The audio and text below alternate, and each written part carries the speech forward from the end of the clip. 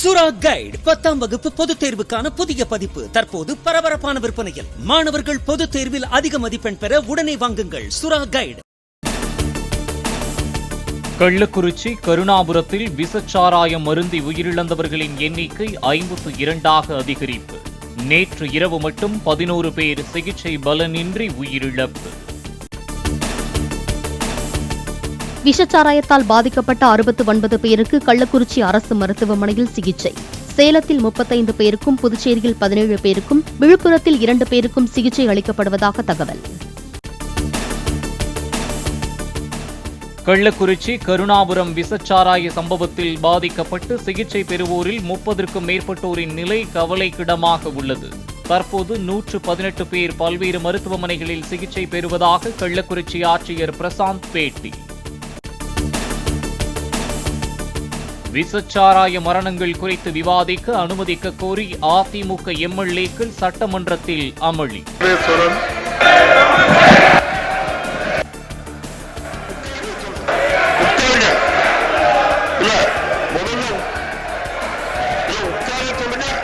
சபாநாயகரின் உத்தரவை அடுத்து குண்டுக்கட்டாக வெளியேற்றப்பட்டனர்.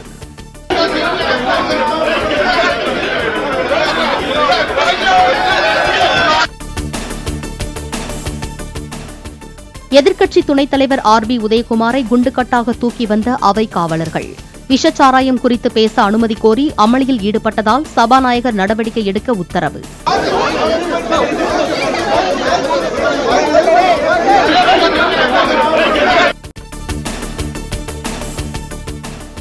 சட்டப்பேரவை விதிகள் குறித்து தெரிந்திருந்தும் அதிமுகவினர் அமளியில் ஈடுபடுவது ஆச்சரியம் அளிப்பதாக அவை முன்னவர் துரைமுருகன் கருத்து. அதிமுகவினர் குண்டுக்கட்டாக வெளியேற்றியதற்கு வருத்தம் தெரிவித்தார் துரைமுருகன். இன்றைக்கு ஒரு விரும்பத்தகாத நிகழ்ச்சியை மாண்புமிகு எதிர்க்கட்சி தலைவர் அவர்களும் அவரை சார்ந்தவர்கள் உருவாக்கியதற்காக இந்த மன்றம் வருத்தத்தை தெரிவித்துக் கொள்கிறது. அதிமுக ஆட்சி காலத்தில் நடந்த விஷச்சாராய மரணங்கள் குறித்து பேசுவார்கள் என்ற பயத்தில் அதிமுக திட்டமிட்டு நாடகம். அதிமுகவினர் மரபுகளுக்கு மாறாக குழப்பத்தை விளைவிக்க முயன்றதால் வெளியேற்றப்பட்டதாக முதலமைச்சர் பேச்சு. அவையிலிருந்து வெளியேற்றப்பட்ட அதிமுகவினர் விவாதத்தில் பங்கேற்க அனுமதிக்க வேண்டும் என முதலமைச்சர் வலியுறுத்தல். முதலமைச்சரின் வேண்டுகோளை ஏற்று சிறப்பு கவன ஈர்ப்பு தீர்மானத்தின் மீதான வாதத்தில் பங்கேற்க அதிமுகவினருக்கு சபாநாயகர் அழைப்பு. நெஞ்சை பதற வைக்கும் சம்பவம் குறித்து கூட அவையில் பேச வாய்ப்பளிக்கவில்லை என்றால் எம்எல்ஏவாக தேர்ந்தெடுக்கப்பட்டதன் அர்த்தம் இல்லாமல் போய்விடும். சட்டமன்றத்திலிருந்து வெளியேற்றப்பட்ட பின்னர் EPS பேட்டி.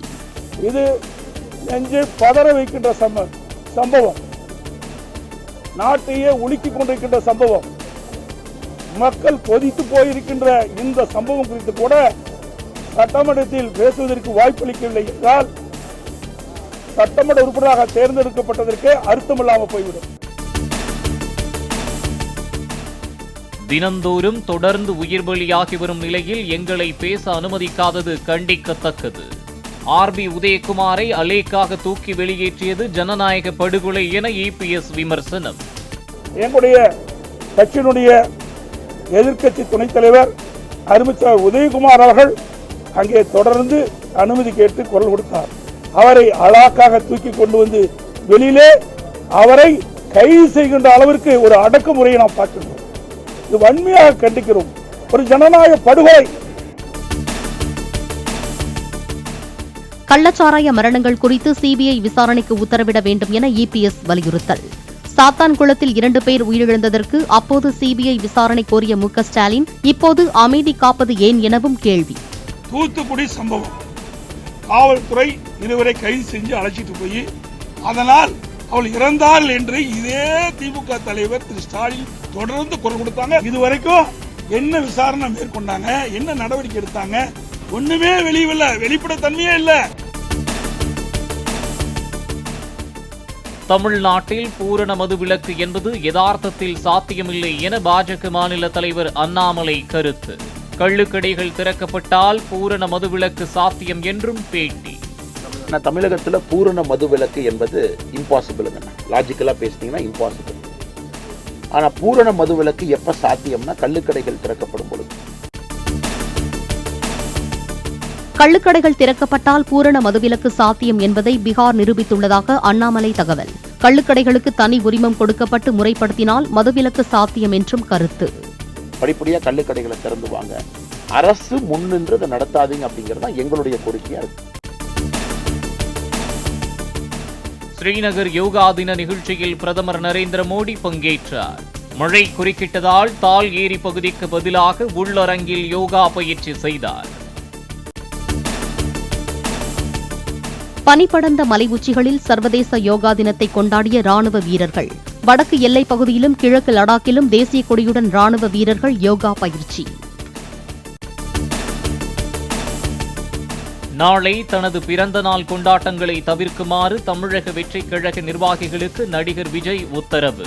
கள்ளக்குறிச்சிக்கு நேரடியாக சென்று பாதிக்கப்பட்டவர்களுக்கு தேவையான உதவிகளை செய்யுமாறு அறிவுறுத்தல். விக்கிரவாண்டி சட்டமன்ற இடைத்தேர்தல் வேட்புமனு தாக்கல் இன்றுடன் நிறைவு. தேர்தலில் போட்டியிட இதுவரை 23 பேர் மனு தாக்கல். தமிழகத்தின் ஓரிரு இடங்களில் நாளை முதல் 25ஆம் தேதி வரை கனமழை முதல் அதி கனமழை பெய்யக்கூடும் என வானிலை மையம் கணிப்பு. தென்மேற்கு பருவமழை தீவிரமடைந்துள்ள நிலையில் நாளை சில இடங்களில் கனமழை பெய்ய வாய்ப்பு. சுரா கைடு 10ஆம் வகுப்பு பொதுத் தேர்வுக்கான புதிய பதிப்பு தற்போது பரபரப்பான விற்பனையில். மாணவர்கள் பொதுத் தேர்வில் அதிக மதிப்பெண் பெற உடனே வாங்குங்கள் சுரா கைடு.